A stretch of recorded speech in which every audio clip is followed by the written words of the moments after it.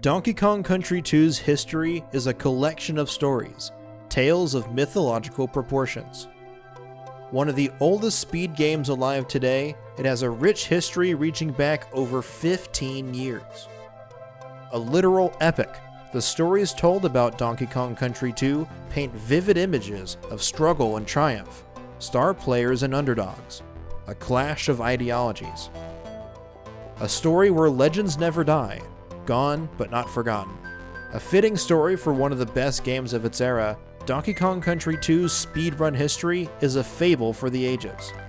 We're digging deep into the lore and pulling out all the stops. The landscape has changed drastically over the years as the game continues to evolve, even to this day. To recite the history of Donkey Kong Country 2 is to tell the story of speedrunning itself. Gather round the fire and allow us to regale you with tales of speedrunning past.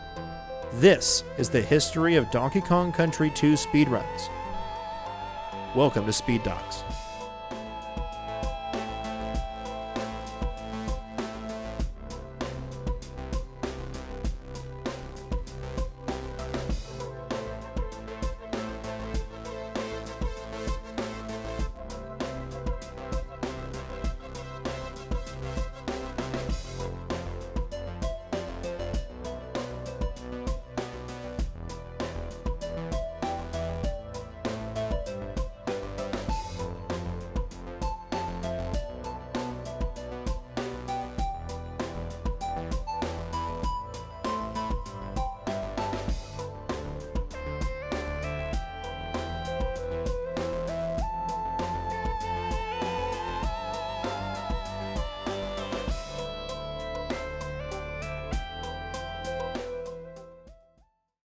Donkey Kong Country 2 Diddy's Conquest was released in fall of 1995 for the Super Nintendo.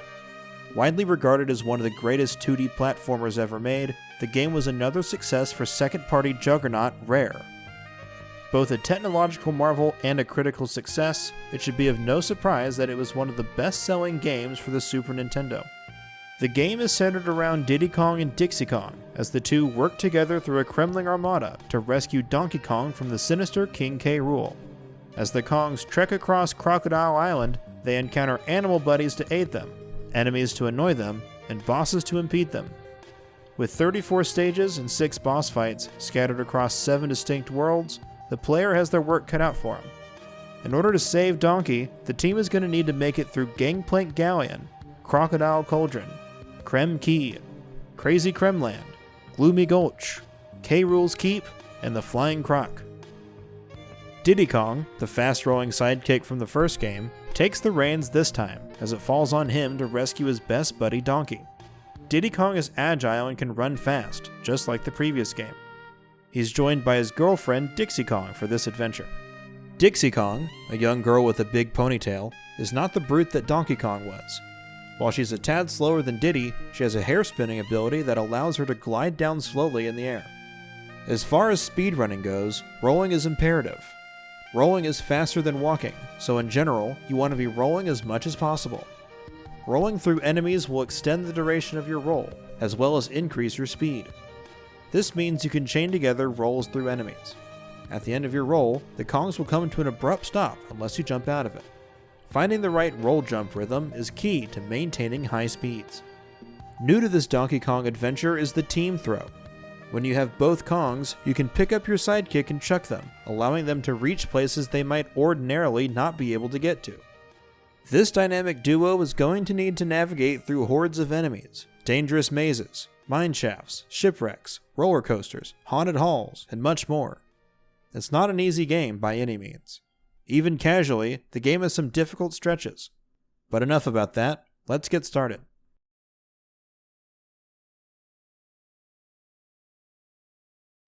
Like so many of these histories, our story starts with Speed Demos Archive, one of the largest speedrunning forums to ever exist.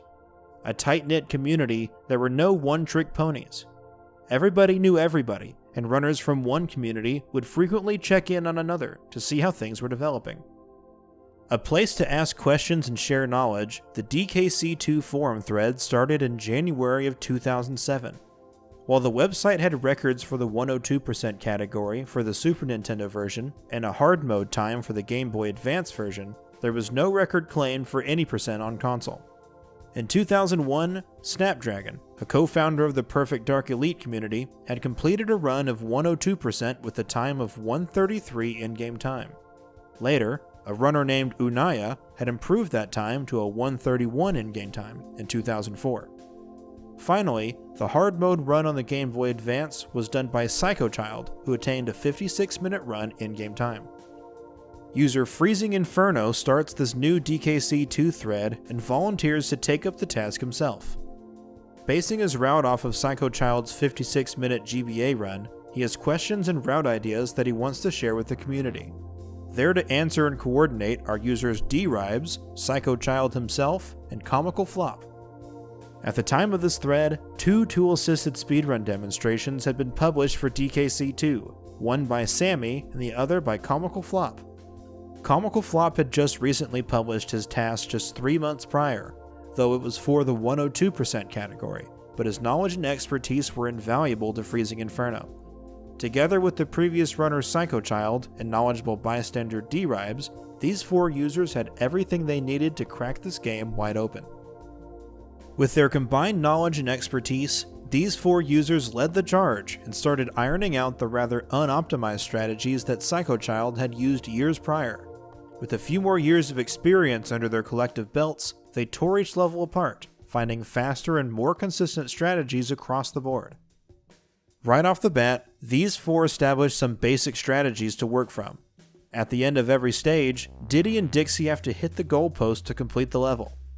Landing on the bullseye on the goalpost with enough downward speed will reward the player with the highlighted item, but will also end with Diddy or Dixie doing a musical fanfare before the screen fades out. These little musical numbers cost 11 seconds and 7 seconds for Diddy and Dixie respectively. Since getting the prize loses time, these runners made sure to always land with a short jump to avoid the prize and leave the level as fast as possible. Speaking of goalposts, with a certain state, referred to as the airborne state, swapping Kongs right as you land on the goalpost will swap characters from Diddy to Dixie, and vice versa, without stopping. This saves time if runners need to start the next stage with a different Kong. It also helps if skipping the fanfare is not an option, since runners could swap to Dixie for the shorter performance. Because of the airborne state mentioned earlier, this can't be used on every stage, because it requires either getting shot out of a cannon or team throwing into a barrel, but it was a useful trick in Worlds 1 and 2 in particular. Lastly, these runners made sure to emphasize the warp barrels in Worlds 1 and 2. Pretty early on, players discovered that every single stage in World 1 and 2, minus the boss fights, had hidden barrels that rewarded runners in the know with a shortcut to the end of the level. Usually hiding off-screen or in out-of-the-way places, speedrunners were happy to utilize these shortcuts at every turn.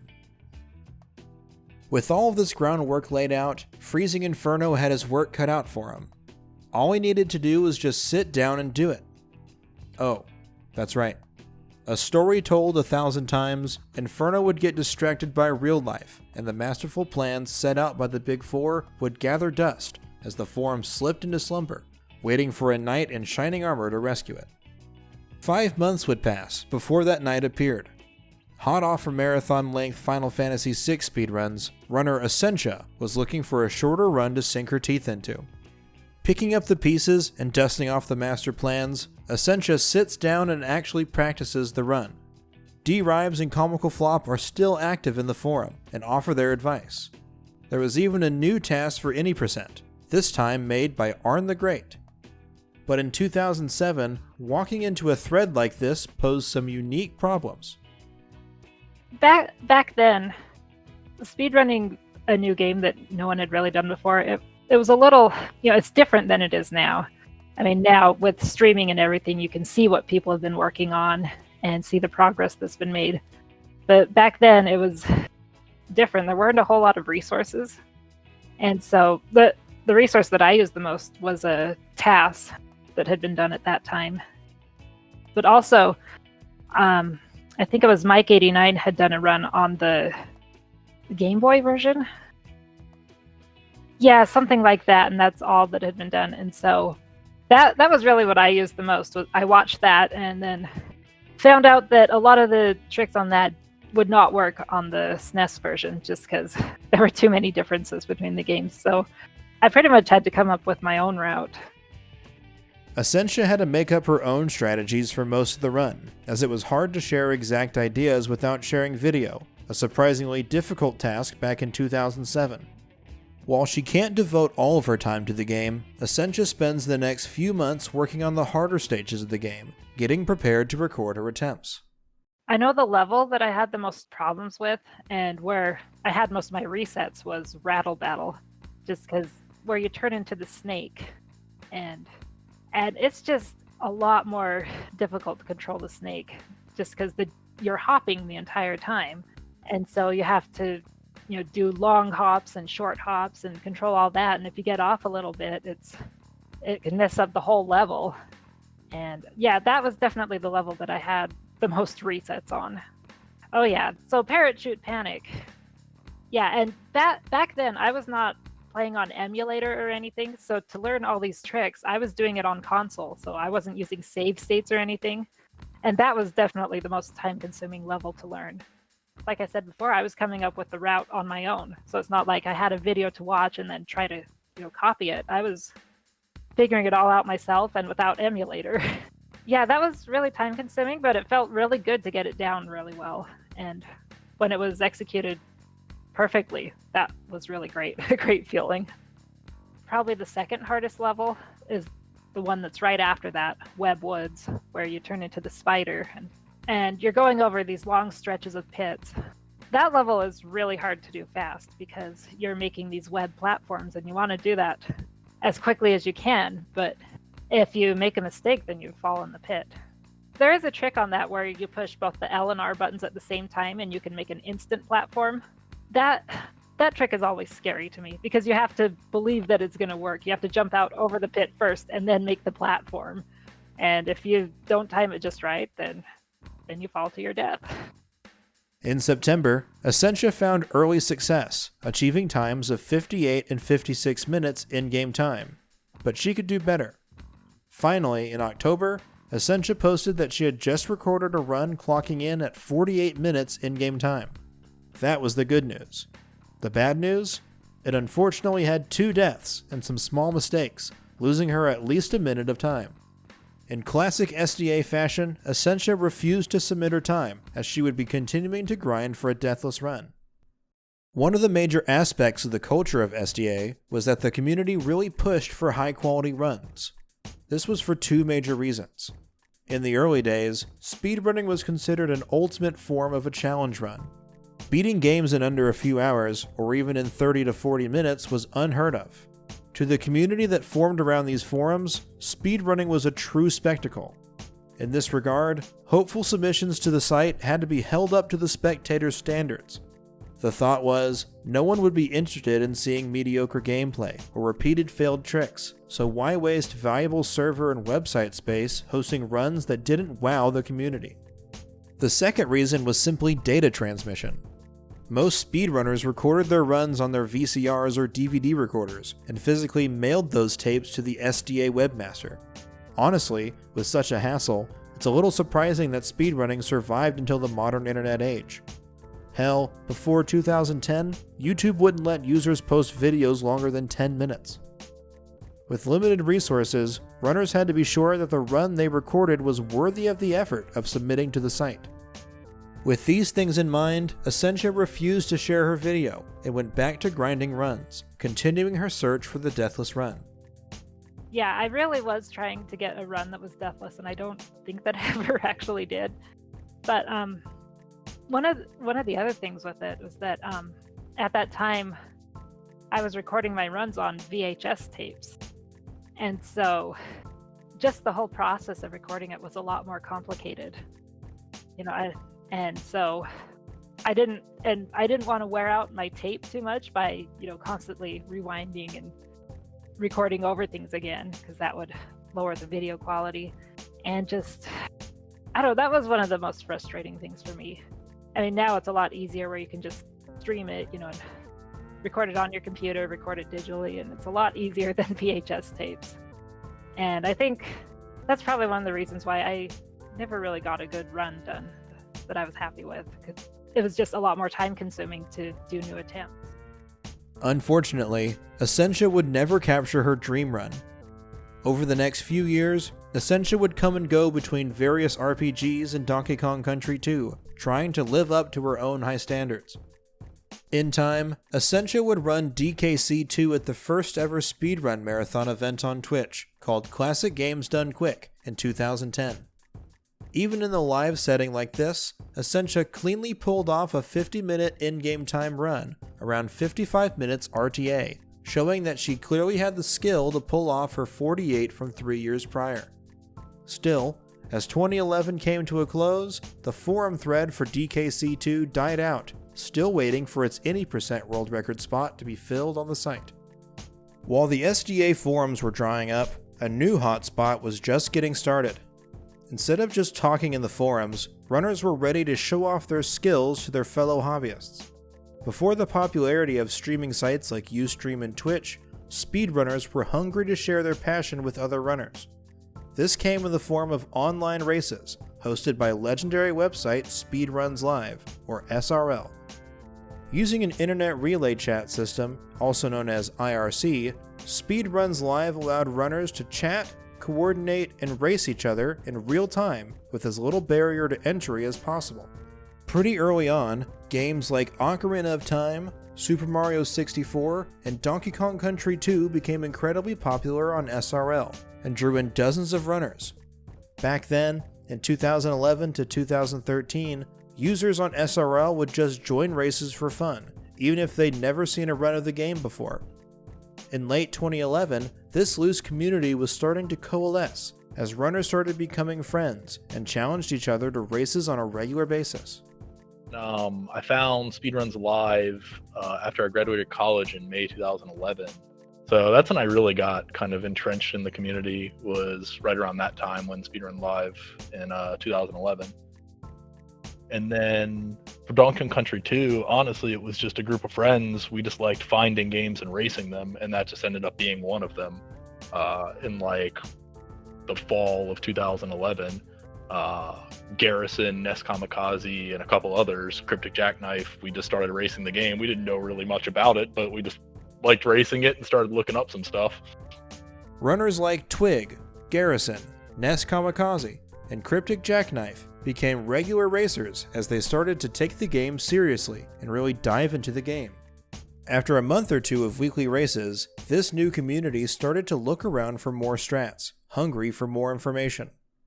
Nest Kamikaze and Cryptic Jackknife were both regular users on the SDA forums, so they knew about that goldmine. But Cryptic tapped into the motherlode. Cryptic searched far and wide and was rewarded for his efforts, because, unbeknownst to the Western world, there was another group of hardcore gamers out there who were also playing DKC2, and they were light years ahead.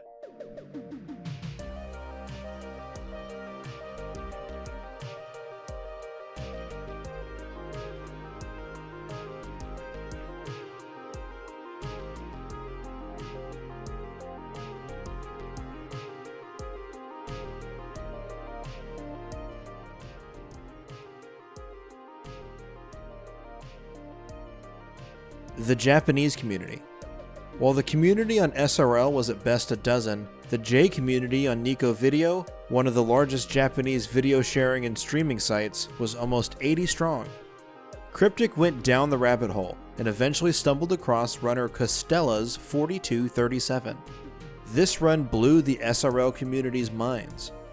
By comparison, the best race times that the SRL runners were getting was barely sub 1 hour, nearly 15 minutes slower than the run Cryptic found. How was the J community so much faster? Let's rewind a bit.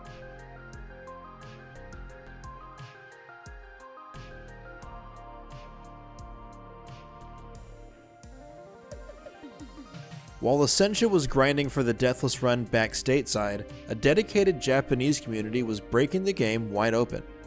Since 2009, Japanese runner Feast had been pushing the game further and further. A veteran of the DKC franchise, Feast had run DKC 3 first before running DKC 2, where he made major strides and essentially started the community. While he didn't know it, Feast was competing with Essentia's 48-minute in-game time run, which would translate to around a 54-minute time RTA. Pretty soon though, Feast was dedicating more time to the game, and eventually surpassed Essentia with a 52-14 in October of 2009. Just a quick note, the Japanese community moved away from the in-game timer and started tracking their completions in real time. However, the J community starts the timer on console power on, whereas the Western community times from file select. The time difference between these two methods is essentially 19 seconds, with J timing being 19 seconds slower than Western timing. For the sake of this video, all Japanese runs will be shown in J timing, as that's how they were recorded, while Western times will be shown in their own timing. Continuing, Feast would also get a 51-13 on November 20th, 2009, and a 50-05 on December 19th. And finally, a 49-40 on January 1st, 2010. Around April of 2010, a major breakthrough was discovered in the J community. Task videos were very popular in the Japanese speedrunning community, and the DKC2 community was no different. While they hadn't made one of their own yet, the J community was well aware of the tasks released by the Western world, especially Arn the Great's tasks, for one special reason. Back in June of 2007, Arn the Great had published his new Any% task. In it, Arn had accidentally discovered a way for the Kongs to hold air. Like holding an invisible barrel, the player could then throw the air object and scramble values in the game's memory. At the time, Arn was only able to do basic manipulations because most actions would crash the game. His tasks showed off this trick in the stage Castle Crush, which he dubbed Castle Crash. By placing the DK barrel down along the wall and then quickly re-grabbing it, he was able to hold the air object. With the right timing, Arn could throw this invisible object and glitch in a Ramby barrel. Jumping into this barrel transformed Dixie into Ramby, but launched them upwards at max speed. Moving that fast, Arn could now move through walls, and he used this to skip pretty far up the vertical level to the Squawks barrel. In his task submission comments, Arn said, "I do not know any way to activate the goal switch, but I've been very close, but it seems very impossible. If anyone knows how to activate the goal target with Zombie Ramby, please tell me." Intrigued by this glitch, Japanese runner and glitch hunter Gochichi was inspired to mess around with this glitch himself. Throwing the barrel at different times and at different coordinates, Gochichi exhausted every possibility in the level until he found this. This is Castle Crush Skip.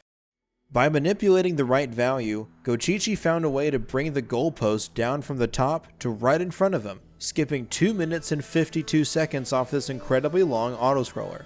But this trick doesn't stop here.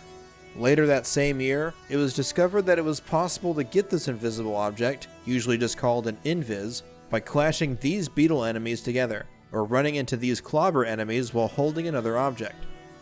By using this invis near a hidden bonus barrel in the stage, the invisible object grabs the bonus barrel and spawns it next to the player, but corrupts the barrel's data. Without a valid bonus game to send the player to, the bonus barrel warps the player to the overworld, but counts the stage as completed. This was aptly named wrong warping. Around September of 2010, J-runner Feast, Eastman, and Nori Vento had found wrong warps on the levels Slime Climb and Chain Link Chamber. Feast would be the first to implement these wrong warps, saving over a minute off his time. So an invisible object can be used to move sprites around and or change values like IDs given to sprites. They change if you use an invisible object, and wrong warps happen when those warp barrels that are either moved or have their ID value changed with the invisible object. Those wrong warps happen when they have the ID 0, so that's when the magic happens. So like people have looked into it with like Lewis scripts and whatever, and like that's how it's been figured out basically. Using 2 more wrong warps on Hothead Hop and Mudhole Marsh, Feast achieved a time of 44:37 on January 1st, 2011, exactly 1 year to the date of his 49:40.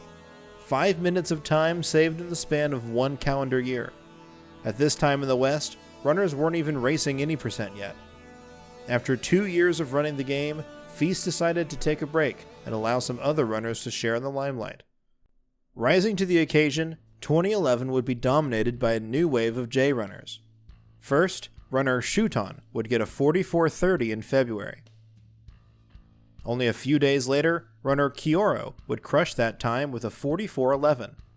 On February 13th, Shuton would tie that time, only for Kioro to save 11 seconds just 2 weeks later. By the end of February, another runner, Alice, was also contending for world record. These 3 runners would keep up the back and forth all the way through March before they take a bit of a break. Shuton and Alice would return to the DKC2 battlefield in August, with Shuton getting a 42:56 and Alice getting a 42:55 by the end of the month. Shuton and Alice would once again take another break after September. In their wake, runner Riz would close out the year with a 42:46 sometime before the end of 2011. One of these runners was making major strides. In fact, they were so good, people couldn't believe it. People were stumped by how they were achieving such crazy times. Well, in 2012, a video was published. Kioro stepped forward. He had something to tell the community. Alice is cheating, and here's how they're doing it. Alice was cleverly using the holes in the system to get away with murder. Let me explain. In Japan, before YouTube and Twitch caught on, people online congregated on Nico Video. While most features were locked behind a premium paywall, basic level users still had access to most of the major features, with a twist. Without paying the premium, users were restricted from streaming during peak hours, roughly 7 p.m. to 2 a.m. You could only stream in 30-minute segments. After the 30 minutes were up, Nico would cut the connection, and runners would have to manually start a new session. During speedruns, J-runners would continue playing while the stream was offline, pausing the timer on the overworld map, and would start a new stream a few minutes later to resume. So how was Alice abusing this? During their stream downtime, while no one was watching, Alice would pause the timer and continue playing. Not for a long time, but enough to get quite a bit ahead of the competition. Since the leaderboard didn't require video proof, Alice never saved any of his streams, so none of his runs exist today. But if there were no eyes to catch him in the act, how did Alice get caught? Past broadcasts stay on Nico Video for 1 week, so while he didn't save any runs, Kioro could still analyze his footage. Kioro caught on that Alice was saving too much time in certain sections. But the smoking gun? Kioro lined up Alice's segments with the tasks of the game, and found that somehow, Alice was able to outpace the task, the fastest possible execution of a run, based on the timer alone. This was impossible. Alice was caught red-handed, and subsequently banned from the community and was expunged from the leaderboard. In January of 2012, runner Costella gets his 42:37, the same run that Cryptic Jackknife would discover. Riz would take the record back later in January, and wouldn't let go. Riz would start using 2 more wrong warps, these ones on Topsail Trouble and Main Brace Mayhem, which are insanely hard to do and only save about 6 or 7 seconds if done optimally. Even still, the top J-runners were so skilled at the game, they needed every possible time save that they could find to keep pushing their times down. Leading the charge, Riz would continue pushing the game, saving a few seconds here and there over the rest of 2012, before he fizzled out. While there weren't a lot of new world records during this time, that doesn't mean the game was inactive. In fact, much like how the Western community discovered the Japanese community, in 2012, the Japanese runners found SRL. The Japanese era would come to an end when Drum got a 42:18 on January 19, 2013, the last time the J community held the record before the Westerners caught up. The sun was setting on the land of the rising sun, but there were players in the West set on their manifest destiny.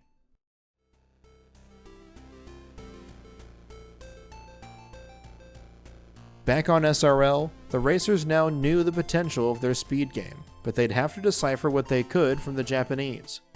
The English community tried to understand and adapt to what they were seeing in the runs from the J community. It wasn't until probably like a couple weeks or stuff after we raced and we started actually kind of like wondering what was going on. But I would think the biggest thing that actually got us jump started was there was a video of Costella, and he had like a mid 42, and I think it was the second best run at the time. And we basically just copied everything from those videos. We had no explanations of them, but we tried to copy as much as we could. We probably knew pretty early, like early 2012, and we knew they were like miles ahead of us in understanding and in their times. Following on blind faith, the SRL community did their best to follow along with the elite J-runners. It took some doing, but after picking up the tricks, all that was left was to practice. Fortunately for them, they were building their own community around a racing website. Almost every single day from 2011 through 2013, there was a Donkey Kong Country 2 race. With multiple races every single week, runners were never away from the game for more than a few days. As they race every day, their community begins to grow. In the early days of SRL, people didn't care too much about what they were speedrunning, as long as they were speedrunning something. Converting the wanderers into true believers, the community began to add to their numbers. Runners such as Kipples, Reflected, The Juice, Twig, and Garrison started improving rapidly.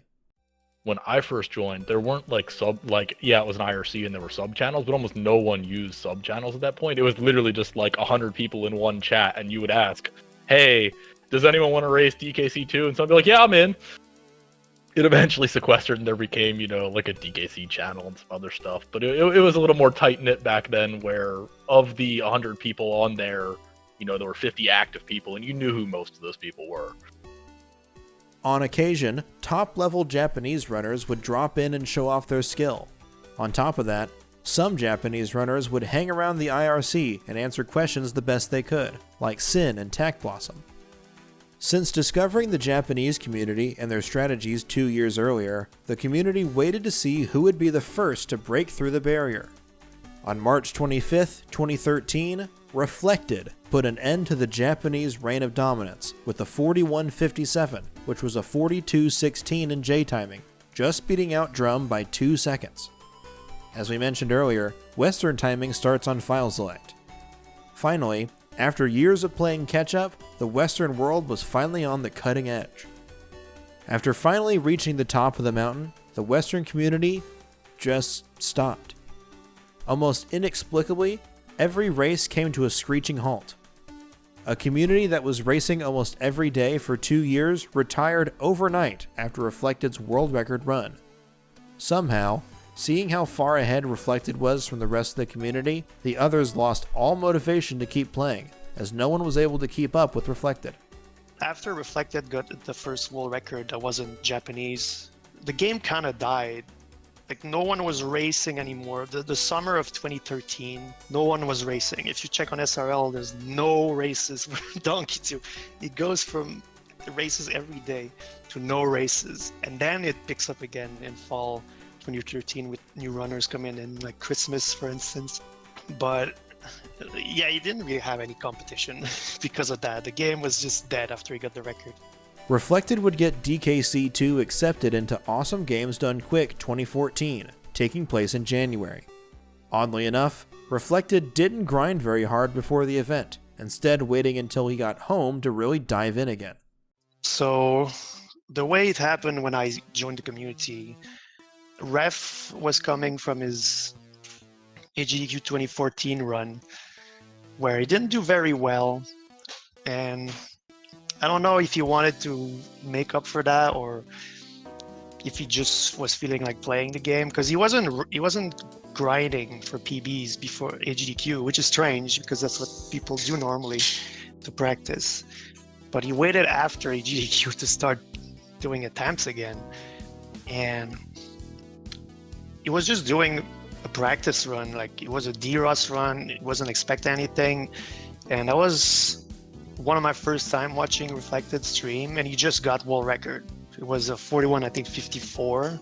It was just on a practice run, and it was pretty amazing to watch, to be honest, because it was, he was like, "Oh, I'm rusty, I can't play," but he got the world record.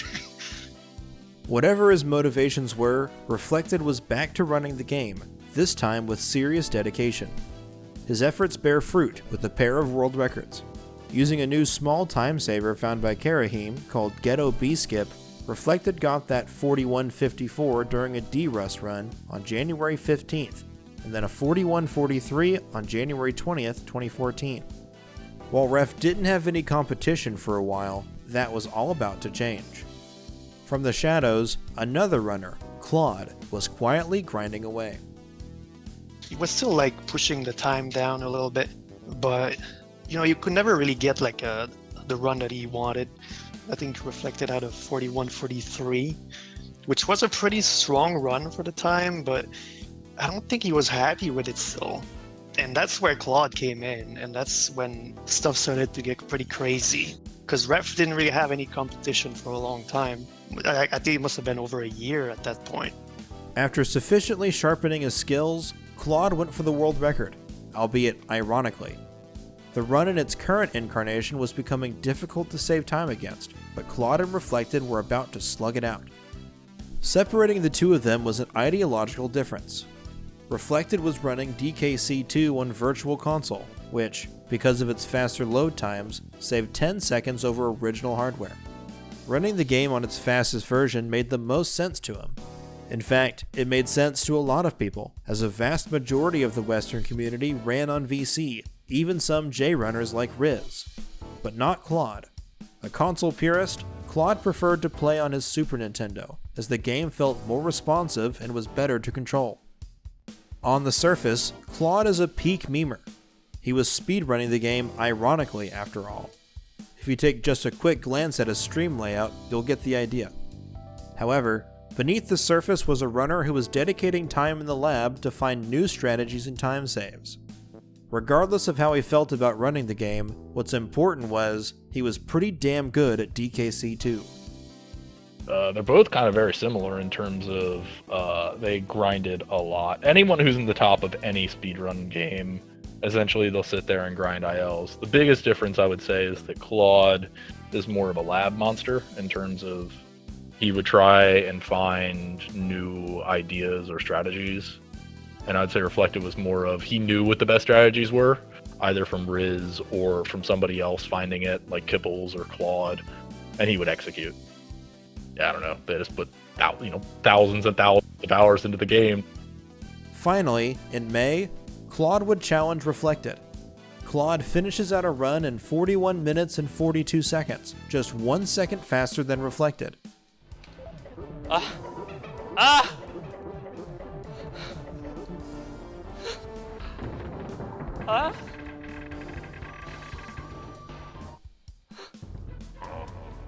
Well, that's world record. With about a 10-second disadvantage from playing on the Super Nintendo version, Claude had to step up his game to take down his opponent. Picking up the controller to defend his title, Reflected fired back with his own 1-second world record just 10 days later. Claude managed to tie Reflected's 41-41 on the 17th, and then doubled down with another PB, netting himself a 41-39 just 3 days later. I did it! 41 3x, Japanese 41. It's done. It's done. Reflected answered back with a 41-36, this time with finality. Reflected had won the duel, for now.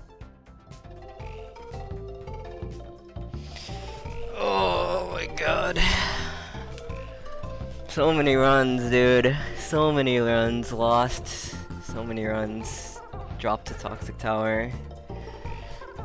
So much fucking time. I'm happy.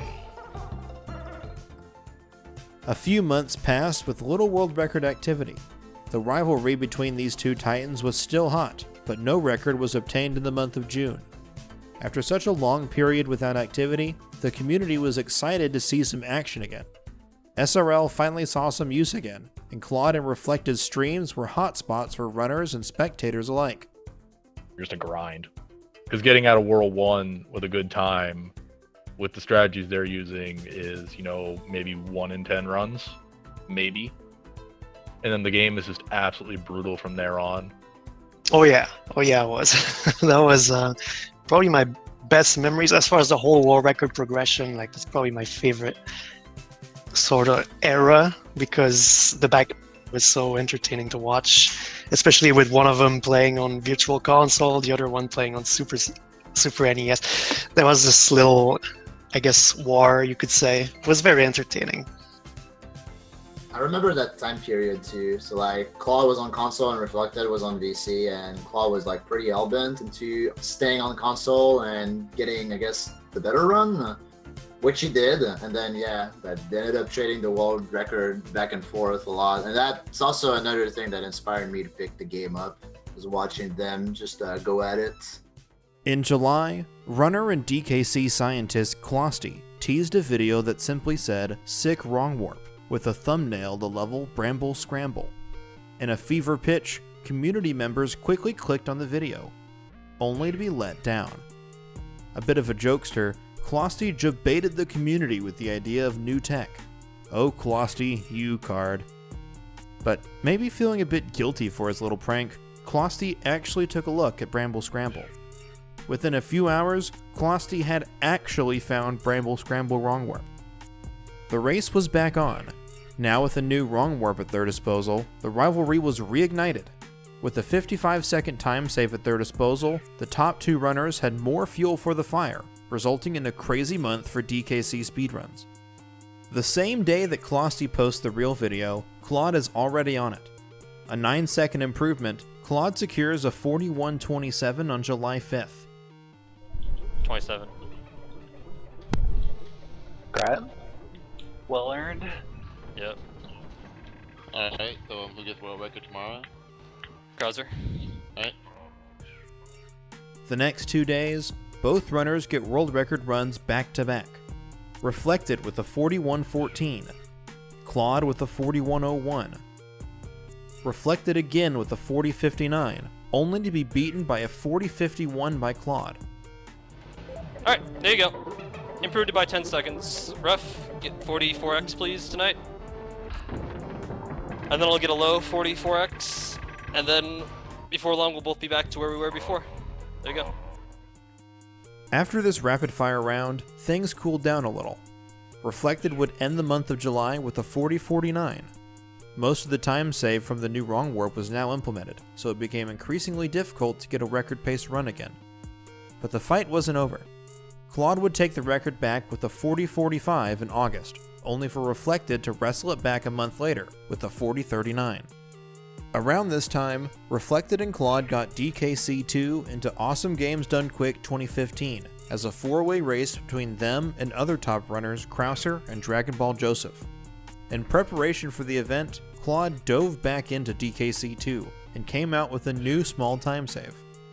On Clapper's Cavern, Claude used a team throw to hit an invulnerability barrel from underneath, allowing him to barrel through a dangerous section with ease.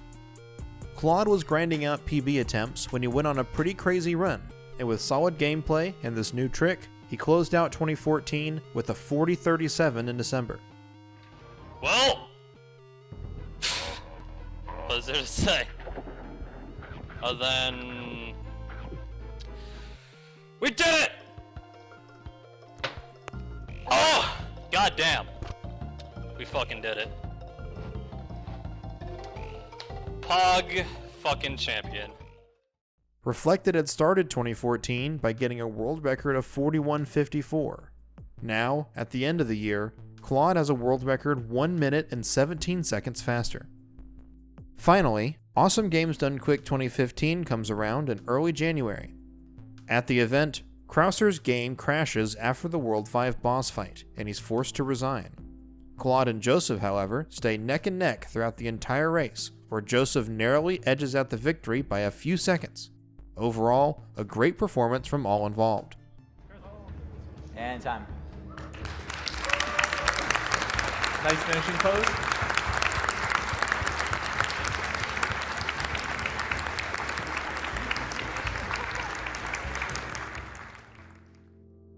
After this run, the four racers signed a pact.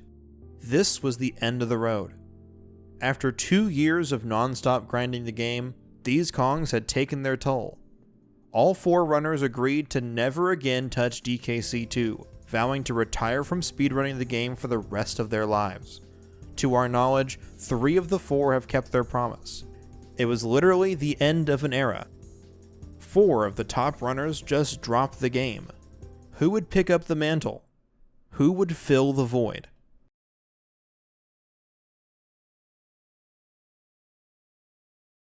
Claude and Reflected were both talented runners. They even had the dedication to pour all of their free time into the game, squeezing out another minute and a half of time save from an already optimized game. It was time for a new era of runners to rise up, and at the head of the new guard was Void. So I started learning Donkey 2 summer of 2014. Back then, I didn't really know if I wanted to like take speedrunning as seriously as I ended up taking it. So I was mostly like learning stuff and practicing on emulator, and like not really feeling like doing a run.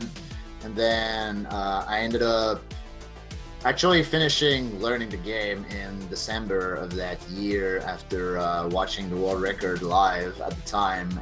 It was Claude. So Claude, I saw live get a 40:37, and that was pretty much the run that inspired me to finish learning DKC2 and start doing runs. Starting in April of 2015, Void started streaming his attempts as he worked on improving the efforts of Claude and Reflected. It was a long road, but Void was determined to get to the top. Yeah, I mean, when he was first starting, like when he got the first 40:35, he struggled a lot. It wasn't easy. I mean, when Void appeared on the scene, he was already really good. He already like had a offline 41. So everyone was like, "Who is this guy?" But like, he has a 41 already. He's playing really good. A lot of people were joking that it was Claude's alt. It was an alt account for Claude. It turns out that he had just been playing a lot offline. So when he appeared, he was already probably top 10 in skill before his first stream. So yeah, he really took the game by storm, but it took him a long time to get his first record. Like, he would take runs really deep and he would choke them. Obviously nowadays he kind of cakes records now. It doesn't take him very long, but his first record, he really worked hard for it. He had to grind a lot. Because he didn't have the equipment to record or stream his attempts, Void had been secretly grinding the game since January of 2015. When he finally appeared on Twitch in April with a 4106, the community couldn't believe it was true. Ignoring the rumors of being an alternative account of Claude's, Void pushed himself to the front of the pack. With a little help from a new goal swapping optimization on Gusty Glade, Void would get a 40:35 on June 29th, 2015, a 2-second improvement on the long-standing record. I did it. I did it. This run sucks, dude. Oh, whatever, dude. Void wasn't done with the game, but he turned his attention to the 102% category, which was largely unoptimized and abandoned. Any percent would have to wait until Void was satisfied elsewhere.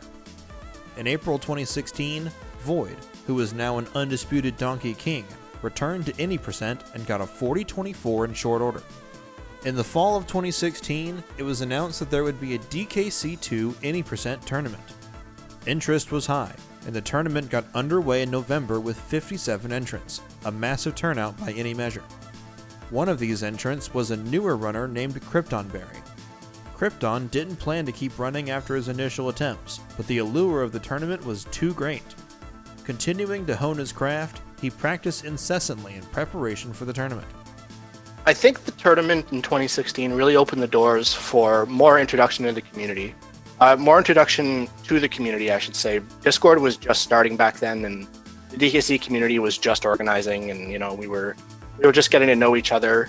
And this tournament really helped attract a lot of new people, people that were influenced by the runners in the tournament.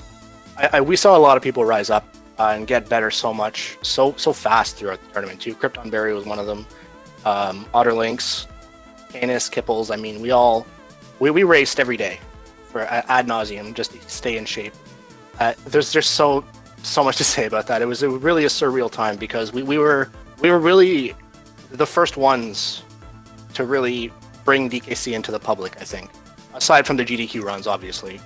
But the ones that really sort of put us out there, I guess, was the tournament. That's when the Discord kind of blew up. During the tournament frenzy, Void gets a daunting 40-17 on December 26th.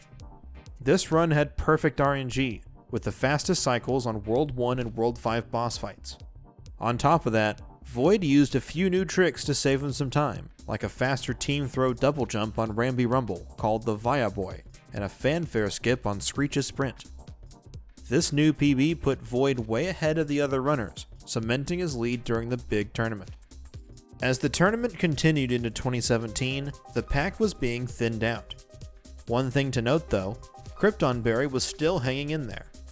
He was able to take games off of Peachy, Christmas, and Kipples. Although he had only begun running the game in late 2016, his practice and determination paid off. Krypton had established his place as a top runner in the tournament, winding up with a respectable 4th place finish. Void tore through winner's bracket, making it all the way to the finals. The world record holder was going to face his greatest challenge yet. This undisputed Donkey King was going up against a Donkey God, the OG legend Feast. Feast might not have held the world record since 2011, but his skills were as sharp as ever. The grandfather of DKC speedruns stood his ground against Void and sent him to the losers bracket. The two would meet again in grand finals, but the result would be the same.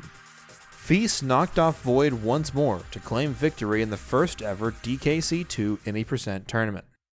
The tournament had lasted for 4 months, coming to an end in February 2017.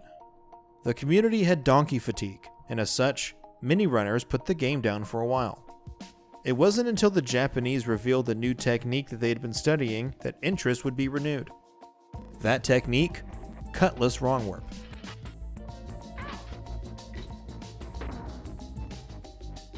The Japanese community had discovered a new wrong warp on the bonus level Fiery Furnace. It's a level in World 8, which is unlocked after completing the game. It wasn't particularly useful for Any%. However, it showed off another way to set up a wrong warp. Essentially, due to a coding mistake, by taking damage from one of these Cutlass enemies and then quickly jumping into a barrel, the game triggers a failsafe which ends the level.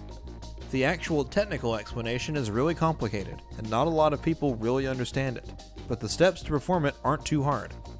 Void reported back to the Western community on their findings, and the DKC scientists went back to the lab to see if it could be used in Any%. Within 24 hours, scientist Amarada Kondo applied this knowledge on Crockhead Clamber and found a working setup. This setup had a 2-frame window to perform the warp, so most runners were afraid to go for it, but not Void. When Crackwarp got discovered, I think I did runs that day, like the whole day, and I was on a run at some point, and I was in like World 4, and at the end of World 4, and people were telling me, oh, like, drop that run, like a new setup got discovered, and was like apparently like a really good setup, but like I ended up finishing that run, got a 40-11, and I ended up never recording that run, but it should be in the world record progression. While Void was doing attempts with the 2-frame setup, Japanese runners Kyoru and Taipsuki had found a new setup that was faster and easier than the one Void was using.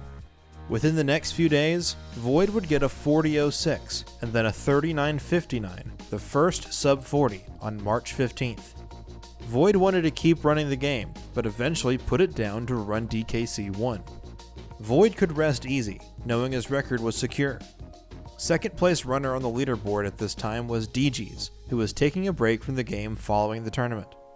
Waffle42, however, who had beaten Krypton in the tournament to take 3rd place, was making major strides and was inching closer to the world record. In early April, he was on a run that was on world record pace. This run could go the distance, but the pressure was mounting. Missing the world record by 4 seconds, Waffle moved up to 2nd place on the leaderboard with a 40.03. Seeing how close Waffle was to taking the world record would be enough to get Void to go back to DKC 2. Void wasted little time to widen the gap and further cement his lead. On April 7th, Void lowered the world record down to a 39.49, a 10-second improvement.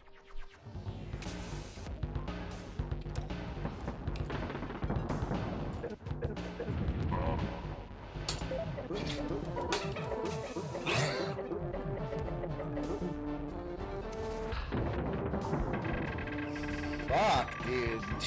Jesus Christ. Oh my fucking god. Defeated, Waffle put the game down and decided to take a break. With no challengers in sight, Void put the category down once again and set his sights on other games and categories. Towards the end of 2017, a new challenger was on the come-up. Meet MDR LZ. While LZ had been speedrunning DKC games since 2016, he made a major push in the fall of 2017. LZ is a Japanese runner who is a bit of a perfectionist. He only knows one way to achieve his speedrunning goals: grinding. Hours and hours of grinding. It was not unusual for LZ to stream for 10 hours at a time, on at least one occasion streaming for 25 hours straight. Reset after reset, LZ began new runs. Starting in October, LZ adopted all the hard strats and worked on perfecting them. They would reset on any mistake, big or small.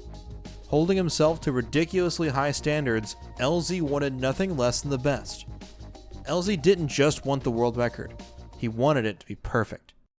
LZ was a grinder for sure. He had a bad habit of resetting a lot in the early game, and because of it, he only took really good starts. So it took him a little while to actually catch up to Void, but his grind was one for the ages for sure.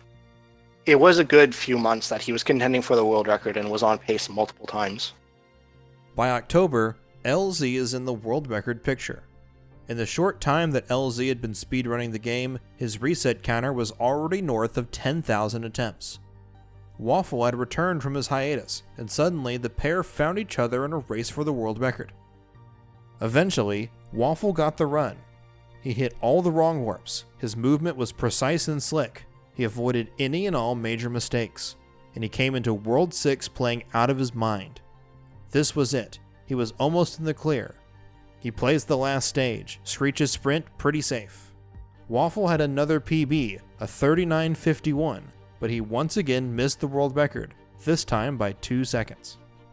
Waffle would fizzle out after just barely missing the world record for the second time. This left LZ as the only one within striking distance of the world record. By April 2018, LZ is getting dangerously close to the record. If LZ is towards the end of the game, you know the run is damn good. Unfortunately, on this particular day, it was not meant to be.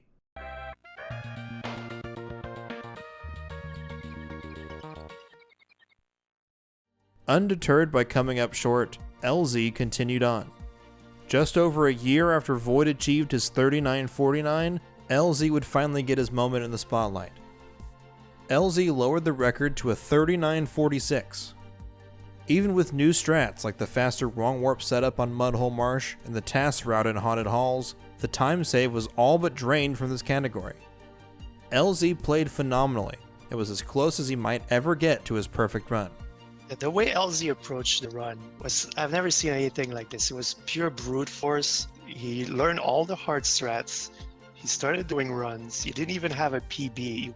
It was just crazy. He would reset on the smallest mistakes, and he just pushed and pushed and pushed until he got world record. It was, I never thought he would do it. I was like, he resets too much. You can't approach a speed game like that, but he did it, damn it, and I can't believe it. But it wasn't perfect enough. DKC2 any percent is Void's baby. Like a hawk circling from above, Void is at the ready to come back and take back what's his. He saw Waffle as a threat enough to come back to the game to widen the gap. He wasn't able to do the same with LZ, but he was going to come back.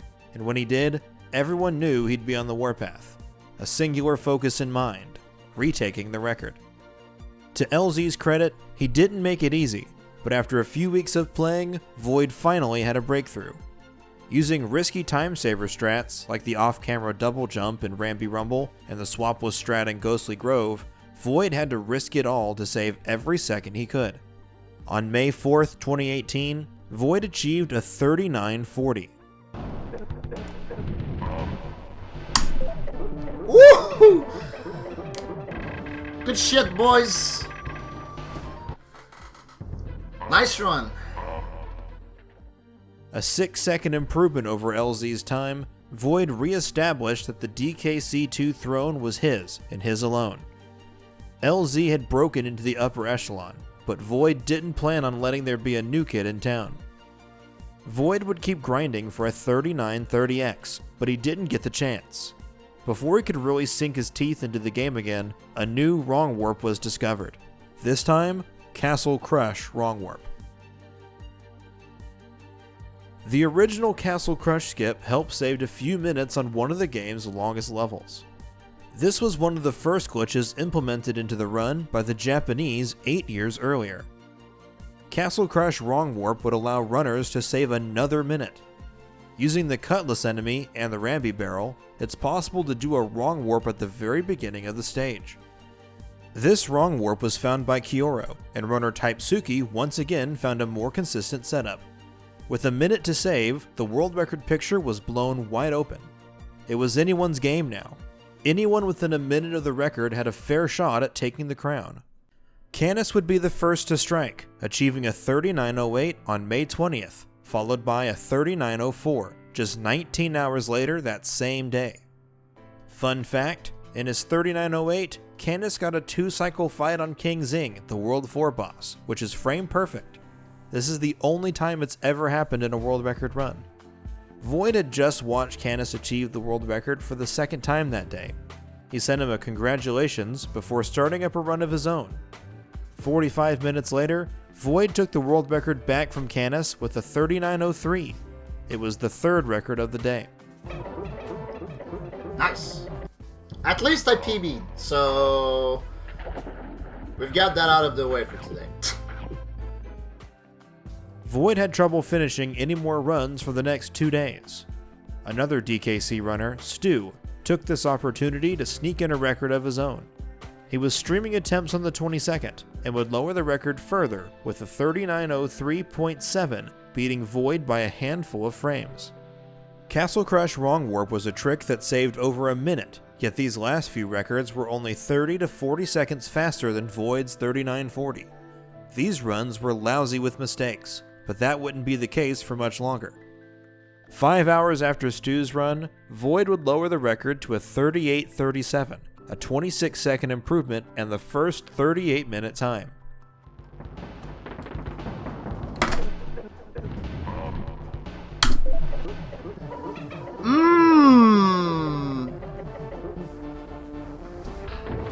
Fuck yeah. About time.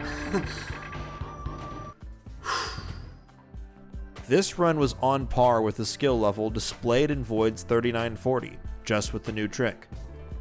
Raising the bar back to the standard he had set earlier, Void made sure no one else could sneak in a record so easily. The rest of the summer would pass by uneventfully. Void remained on top. There was still another challenger though, someone who had picked up the game 2 years prior. Someone who had excelled past everyone's expectations in the DKC2 tournament. That someone was Krypton. Krypton had taken a break after the tournament ended in early 2017, but he had kept a watchful eye on the community. Krypton knew that challenging Void for the record would ultimately result in him coming back to improve the record even further. However, Krypton also knew that Void was putting the game down for a bit after his last stint with the game. Void had kept trying throughout the rest of May to get a better run, but never got a good run going. Krypton wasn't looking for glory. Krypton wanted to show the community that other top runners could push the game like Void does. Knowing that Void would take his record back no matter what, he wanted to push the game to a point where only Void could take it back. Void was capable of a 38:20x time, and that's where Krypton was determined to push the time down to. It wasn't until he PB'd during his derusting that the goal seemed attainable. Krypton's new PB? A 38:38, just 1 second off world record. Finally, in September of 2018, Krypton broke on through to the other side. On September 10th, Krypton claimed the world record with the faster 38:37, 0.2 of a second faster than Void. The next day, Krypton lowered his time down to a 38:33, showing that this wasn't a fluke. Krypton was the real deal. A few days after that, he improved it by 1 second, capping off his 2 months of grinding with a 38:32. Krypton tapped out. He had achieved more than what he set out to do, and he was content with where he ended up. In a dazzling display of dexterity and dedication, Krypton was able to prove that there were top runners capable of pushing the time lower and lower. It wasn't just Void. Krypton's grind was certainly something. He was one of the names I mentioned in the tournament, where if you look at the results, you can see how much better he got. And it was quite astounding how good he got. I remember racing him, way back in the day, and we were almost neck and neck a lot. He beats me, I beat him kind of thing, and then he goes on to be a world record holder, It's crazy. Like a Donkey Kong juggernaut, an unstoppable force, Void made his way back to DKC2 any percent. Void's return to the game was inevitable, but he'd had his work cut out for him. Krypton was no slouch, and it was going to take quite some effort to reclaim the world record. In November of 2018, just 2 months after Krypton had retired from the game, Void once again took back his crown, just barely edging out Krypton with a 1-second world record.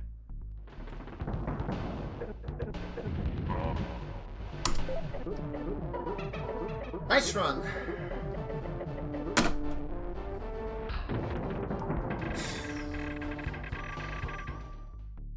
The gap had been hurdled, but this was not the end. 2 weeks later, Void achieved a 38-28 on December 7th. This was it. Void was not just pushing up against his personal bests, but the theoretical bests a human could achieve. This run had every known strat, plus every RTA viable trick. This was damn near perfect, and Void knew it. Finally, Void could retire yet again. Donkey 2 was dead. He was right. Krypton was burnt out from his crazy ascent, and while other runners, like DGs, had come back to the game and PB'd, no one was ready or willing to take Void down. Void could rest easy, really, as his champion's belt was safe.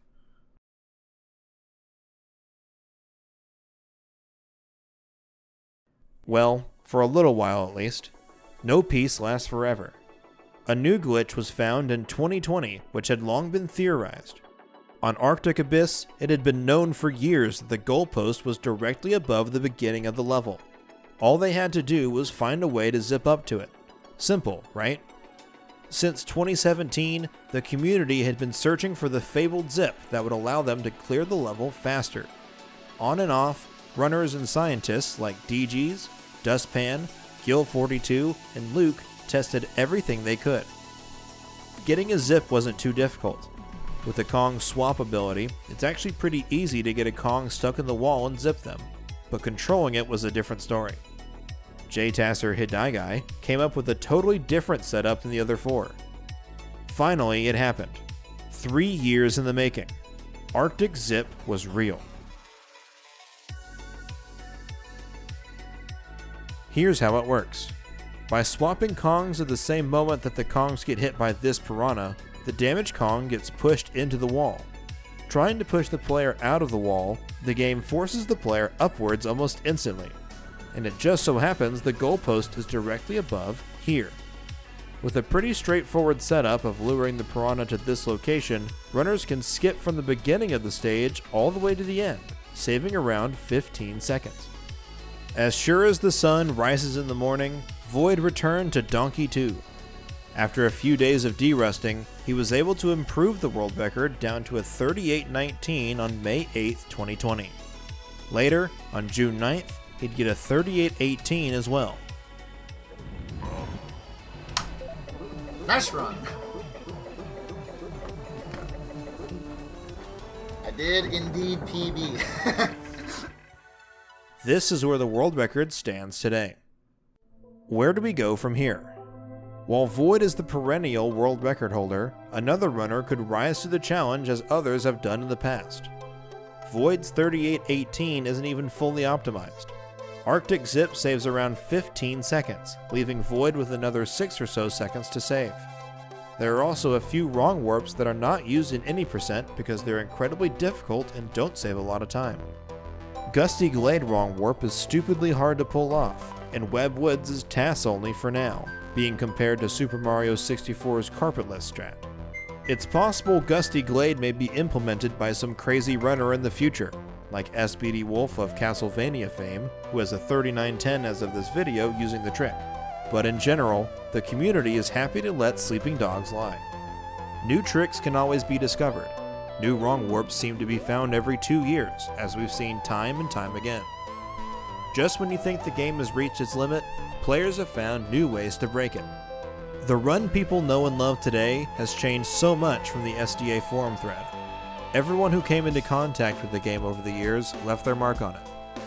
Donkey Kong Country 2 has a storied history, with tales like the console wars between Claude and Reflected, and the retirement of 4 of the best runners at AGDQ, or the clashing of the Titans in the finals of the tournament, where young blood meets the old god. These stories live on through the hundreds of runners who've played the game, and the dedicated community who keeps the dream alive. But unlike the storybooks that this history is modeled after, this story isn't over. As long as there are players to push the game, these legends will never die.